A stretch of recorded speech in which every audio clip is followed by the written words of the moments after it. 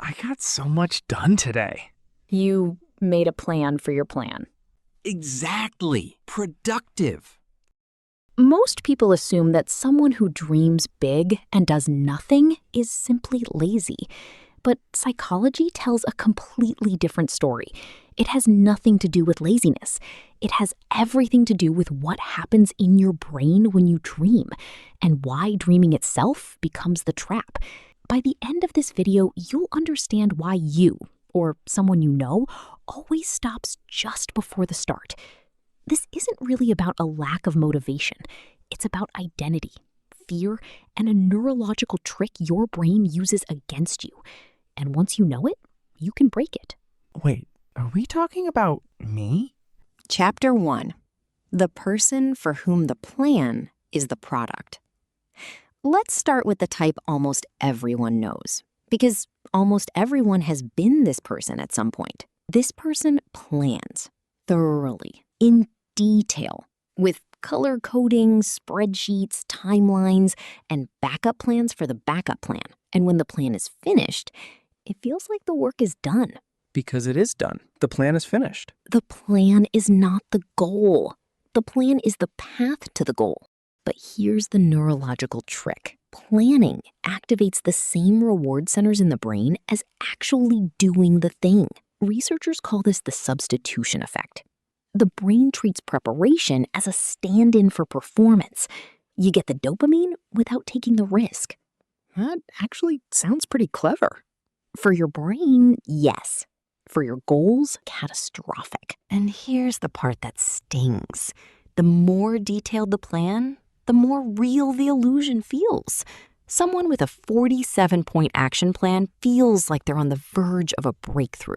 Meanwhile, they're standing in exactly the same spot they were 3 months ago. I just counted 47 points. I know.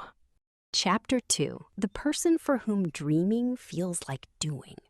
And now comes the type who feels the best and makes the least progress. This person doesn't just dream.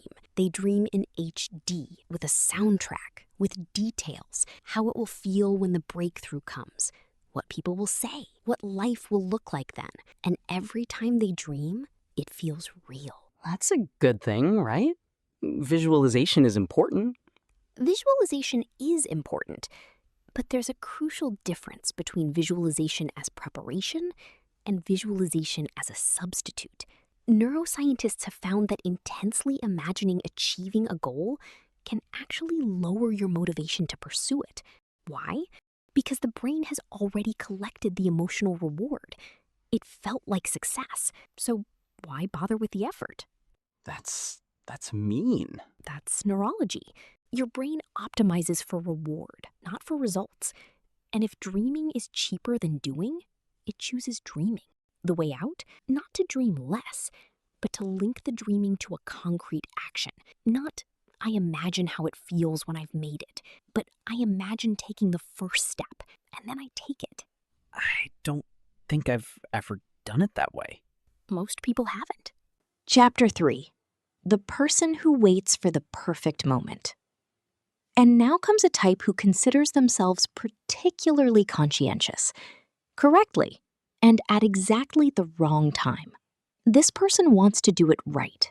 Not well, right. They wait for the right moment, the right energy, the right circumstances. And as long as those aren't perfect, they don't start. But if you start before you're ready, you make mistakes. If you start before you're ready, you make progress. Psychologists call this perfectionism paralysis, the state in which the pursuit of perfection blocks any action at all. And here's the bitter irony. Perfectionism feels like high standards. In reality, it's often fear, disguised as quality consciousness. Fear of what? Fear of trying and still failing. Because as long as you don't start, you can tell yourself, I would have made it if the circumstances had been better. The perfect moment doesn't come. It's created through the first imperfect step. That's uncomfortably true. The truth usually is uncomfortable. That's not a flaw. That's how you recognize it. Chapter 4. The person who protects their identity by never trying. And now it gets psychologically deep because this type is protecting something without knowing it. This person has a dream and they talk about it with friends, with family, with themselves. The dream is part of their identity. It defines who they are or who they could be, and that's exactly the problem. Why is that a problem? Sharing dreams is a good thing. Sharing dreams can be a good thing, but when the dream becomes identity, an invisible protection mechanism kicks in. Whoever doesn't try can't fail, and whoever doesn't fail remains the person who could have made it. Researchers call this self-handicapping, the unconscious sabotage of one's own chances in order to have an excuse for potential failure. It's not weakness, it's self-protection, but it has the same effect. So I talk about my dreams so I don't have to pursue it? You talk about your dream so you can still be the person who has it without risking losing it. That's actually sad. It's human, but yes, also sad. Chapter 5. The Silent Saboteur Inside Your Own Head. And now we come to the last type, and the most dangerous one, because it uses the voice you trust the most, your own. This person isn't afraid of others. They're afraid of themselves, of the judgment of their own inner voice. And that voice is creative. It always finds a reason. Too soon, too late, too inexperienced, too old, too young, too much competition, too few resources. That sounds very familiar. Because that voice isn't your enemy. It's your survival mechanism from a time when risk was genuinely dangerous. The problem is, it doesn't distinguish between a saber-toothed tiger and a blank page.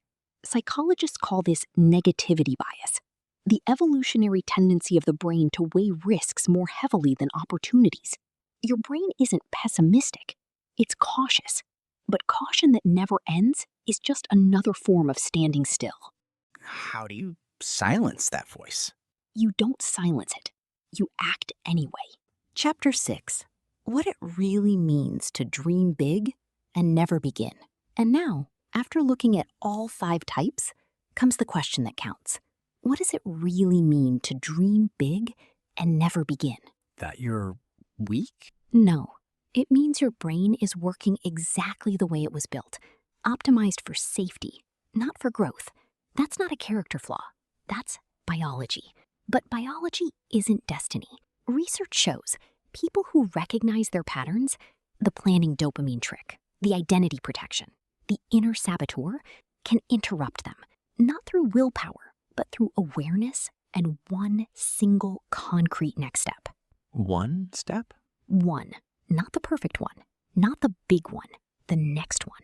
Because the difference between people who dream and people who do is rarely talent, rarely resources, rarely timing. It's usually this. Some people wait for the fear to disappear. Others act while it's still there. I think I know what my first step is. Then take it. Now, not after the video. After the video. At least you're honest. Dreaming big and doing nothing isn't failure. It's a signal that your brain is protecting you. The only question is, from what exactly? I'll let you know when I get back. We won't wait. Which type are you? The eternal planner? The dopamine dreamer? The perfectionist? The identity protector? Or the silent saboteur? Write it in the comments.